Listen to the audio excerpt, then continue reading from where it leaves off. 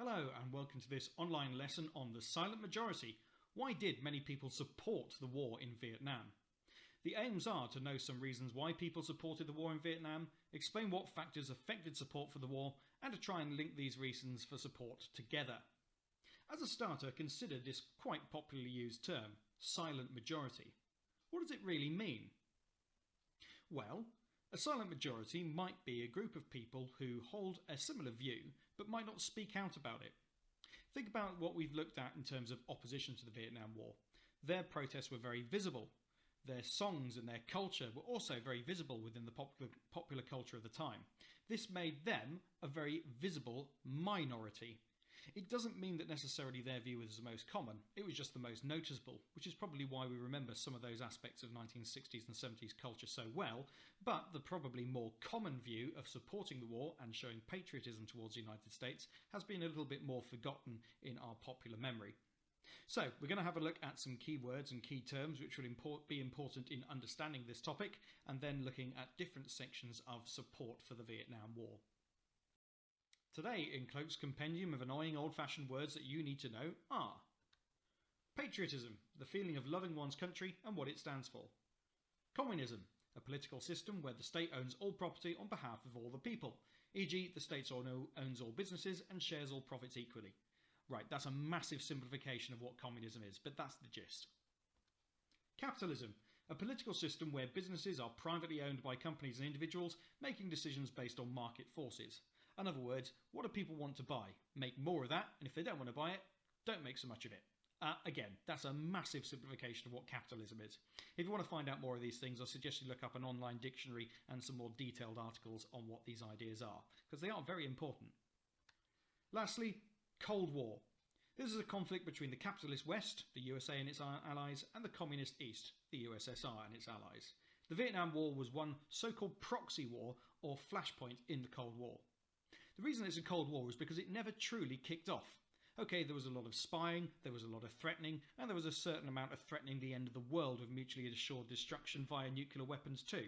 This made it incredibly important, and it drove the direction of different countries for many years after the Second World War up until the early 1990s. But the point was, the Cold War was never truly declared.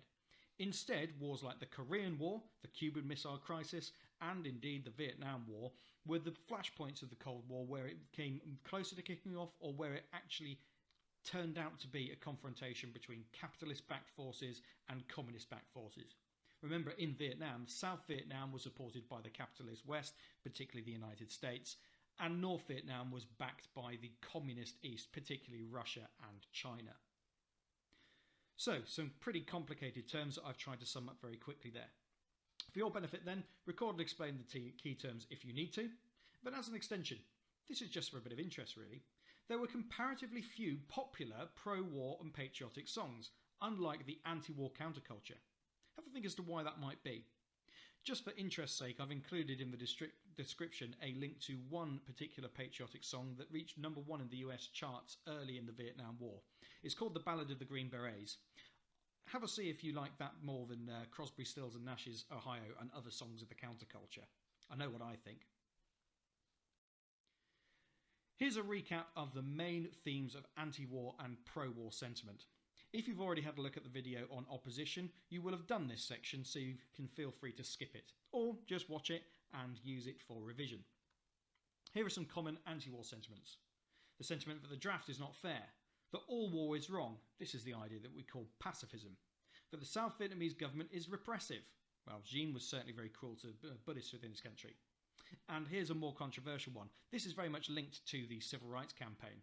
It's the argument that the Vietnamese were not the racists in this situation, so why should black Americans have to fight for a country that is racist towards them? Money should be spent on improving black ghettos. This is again an idea linked to the civil rights topic. And finally, American action is killing children in Vietnam. Remember events such as My Lai. Now for the pro-war statements. Support our troops. We have to fight communism. It's a real threat. Tell the North Vietnamese to be pacifist. My brother died for his country. We need to keep fighting. We're fighting for the freedom of the South Vietnamese. And I've been there. We have to fight the VC. That last one presumably coming from a soldier who has returned and wants to see the job done. As a few tasks then, summarise the reasons for support and opposition in 2 short paragraphs. Try and get quite a few of these ideas within each paragraph, preferably all of them. Secondly, further summarise these reasons into just 3 words each for both the anti-war and pro-war sentiments. Lastly, can you relate any of these statements to real events? Think about other things that you may have learned about the Vietnam War throughout this course. Pause the video now while you complete those tasks, and when you're ready, we'll move on. Done? Let's go. The main task today is a research and revise task. This will be the support equivalent of research that you may have done in the last lesson about opposition. If you haven't done that, it doesn't matter, you can do this one as a standalone lesson too. You can produce mind maps or revision summaries. I'll leave that up to you depending on what you prefer.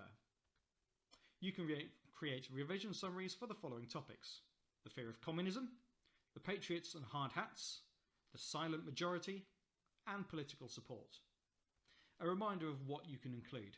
You should include as a bare minimum who was involved, why they held their pro-war views, how they protested or expressed their views, what change they brought about, if any, when they were most active, and as an extension this can be related to events in the Vietnam War or indeed events in the wider USA.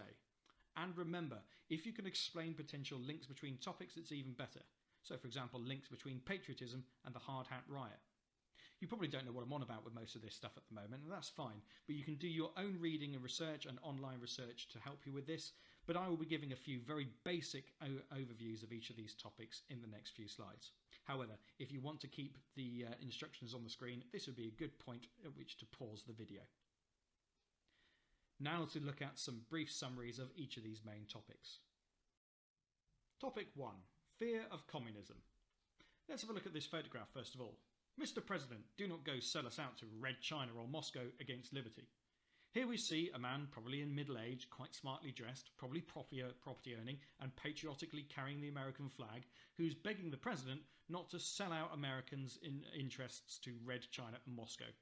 The use of the word red here relates to communism, which was associated with the colour red. And if you think about many communist countries at this time, red was included on their flags. This also relates to the phrase the Red Scare. After World War II and earlier than the Vietnam War, there was a particular spike in the fear of communism in the United States, in which people who were suspected of communism were often denounced for their beliefs and they may lose their jobs, etc. This man probably believes that he stands for the American traditional ideals of capitalism, but he's probably not alive anymore for us to ask him. Let's have a look at a more general view. Who feared communism? Well, Americans with traditional views, mostly Christians who believed that communism was an anti-Christian ideology, and mostly people who owned property and believed in capitalism, if you like, the American dream. Why? Well, communism is the exact opposite to the capitalist society that existed in America.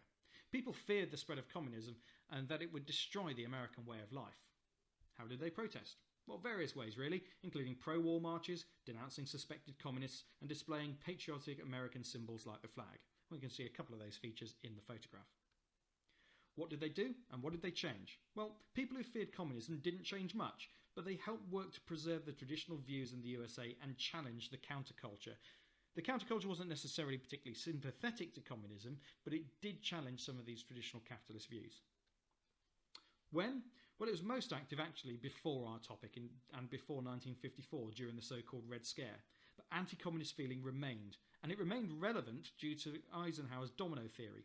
Remember, this is the view that if one country became communist, then other countries would follow suit, like a domino effect, and that ultimately that might well lead to communist domination of the world and even communism in the United States. This was something that some people feared would destroy their way of life.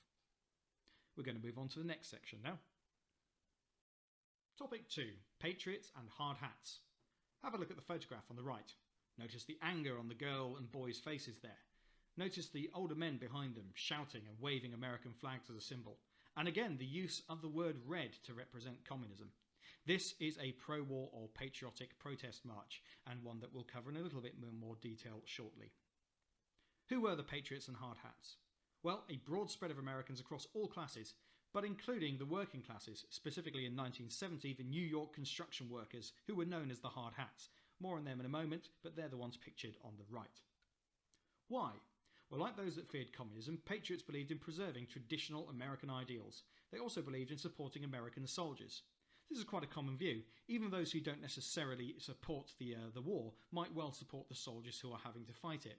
This has been seen more recently in this country of Great Britain, in which soldiers who fought in Afghanistan were widely supported, despite the fact that there was quite a lot of people who didn't agree with the government's decision to send troops to places like Iraq in 2003 and Afghanistan in 2001 and later.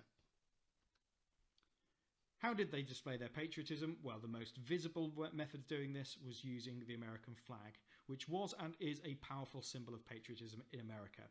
Americans showed great reverence towards their flag, and it is, for example, a great insult to ignore the flag or to refuse to stand during the national anthem and to in any way damage the flag. Although this is done sometimes to make a very powerful point with people who disagree with certain directions with where their country is going. What did they do? Well, let's look at one specific example. One specific incident relates to the Kent State shootings in 1970. Following Kent State, students across the USA protested. Specifically, in New York City, student protesters were attacked by the Hard Hats, a patriotic construction workers group who disagreed with the pacifist student movement. They became known as the Hard Hats because of the protective equipment that they wore. The Hard Hat Riot, as it became known, was probably the most famous example of student versus patriot protest during the Vietnam War. When were Patriots and Hard Hats particularly relevant and particularly active? Well, they were active throughout the war, but they became more prominent as the anti-war movement grew. This is an example of the polarising of opinion. As certain people became more polarised against the war, equally certain people who supported the war became more polarised in support of it. I hate to mention it, but think of the more recent Brexit debate in the UK. People's views on Brexit tend to be quite polarised. They're either completely in favour of it or completely against it, and those who are somewhere in between are often far less vocal. Same for the Vietnam War. People who were really against it were incredibly vocal, and those patriots who supported it were also often more vocal than the people who were somewhere in the middle. Which brings us on to our third topic. The silent majority. Who were they? Well, after President Nixon was elected in 1968 and took office in 1969, there was a poll to see how many people supported his policies on Vietnam. 77% of people who responded to that poll said that they supported Nixon's Vietnam policy. Why? Well, Nixon decided to respond to the anti-war movement, which was growing in the USA at the time, by calling on a so-called silent majority of Americans who supported the war to speak out. I've included a link to a section of the famous silent majority speech that Nixon gave in 1969. How? Nixon asked the people to write to him giving their support, and lots of them did. 80,000 telegrams and letters of support were received by the White House, which Nixon said showed widespread support for the war. Nixon's speech and the subsequent telegrams were written in 1969. Congress also passed resolutions in support of Nixon's policies in 1969. And that political support is what's going to make our next topic. Topic 4. Political support. Check out the cartoon. This represents two of the main sides of the political debate during the Vietnam War. We notice a nest. In that nest are eggs with bombs on them, presumably nuclear bombs. The caption at the top says, "Well now, let's see what hatches." We have one hawk and one dove. The dove is looking rather worried at the aggressive hawk. Really, the message of this is, over the dispute in Vietnam, what will hatch? Will it be peace and a dove? Or will it be war and a hawk and lots of bombing and possibly an escalation of the Cold War in general? Well, this is a little bit of a visual summary of the two main sides in the political debate, and we're going to be concentrating on those who supported the war. Congress divided into two main groups: hawks, who supported the war, and doves, who opposed it. Think about how doves are often shown as a symbol of peace, and hawks are aggressive birds who are able to kill their prey. Why? Well, quite simply, politicians wanted to win votes, and supporting the war was one way of doing this. How? Well, the hawks in the Democratic Party supported Johnson over the Gulf of Tonkin incident in 1964. Remember, the Gulf of Tonkin incident is where the USS Maddox and the Sea Turner Joy argued that they had been fired upon twice, and that this was an excuse to escalate war actions against North Vietnam. You can check out another video that I have produced on the Gulf of Tonkin incident if you're unfamiliar with this event. Likewise, Nixon's Republicans supported his policy of Vietnamization and an honourable withdrawal from the Vietnam War, even if that meant an escalation of the war in the short term. What were they, and what did they change? Well, the hawks in Congress put pressure on the presidents to continue the war. No politicians wanted the USA to fail in the Vietnam War, and they didn't want to look weak to the rest of the world, especially during the Cold War, which was such a boasting match between the capitalist West and the communist East. When? Well, really, this idea exists throughout the war, but crucial moments include the aforementioned 1964 Gulf of Tonkin incident and Nixon's election in 1968 and subsequent resolutions in 1969. That's given you a bit of a basis on what was involved with political support and with the silent majority, with patriotism and the hard hats, and the fear of communism in terms of the support for the Vietnam War. This would be a good point at which to pause this video and go and do some of your own research and complete your mind maps or revision cards as you see fit. Ready to continue? Let's go. We're now going to put some of your knowledge to the test, and we're going to look at some exam skills. We'll be studying some interpretations and then answering some brief questions about them. Interpretation 3, from American Protestants and the Debate over the Vietnam War, published in 2014 by George Bagaski. He is discussing how the religious beliefs of extreme Protestant groups affected their attitude to the war. By extreme Protestant groups, we're really talking about Christians who are quite fundamentalist in their views, not people who are necessarily what we would call moderate Christians who are less extreme. During the first half of the Vietnam War, their faith guided their response to the war. They did not support the war simply out of political commitments. In their view, the war sought to stop communists who sought religious, not political domination. Faced with the consequences of communist success, Christians and the church had an obligation to see America through to victory. Let's have a look at an opposing view. Interpretation 4, from Richard Nixon and the Quest for a New Majority, published in 2004 by Robert Mason. He is discussing support for Nixon and the Hard Hat Riot. In July 1970, the White House received a private poll showing popular approval for Nixon's Vietnam policy while revealing disapproval of his performance in all other policy areas. Only days after a demonstration in Washington against the administration's Cambodian action, this is the invasion of Cambodia in 1970, a crowd, mostly of construction workers, marched on Wall Street to show their opposition to young activists. The march was not unique, and it inspired similar rallies in Buffalo, San Diego, and Pittsburgh. Your tasks then. 1. Why might communists be seen as anti-religion? Remember that the communist ideals are not based upon religion, they are based upon the writings of Karl Marx and Friedrich Engels and relate to the state ownership of businesses and the means of production. Look back at communist ideas and definitions if you need to. Secondly, what events are referred to in Interpretation 4? Look back at your notes if you need to.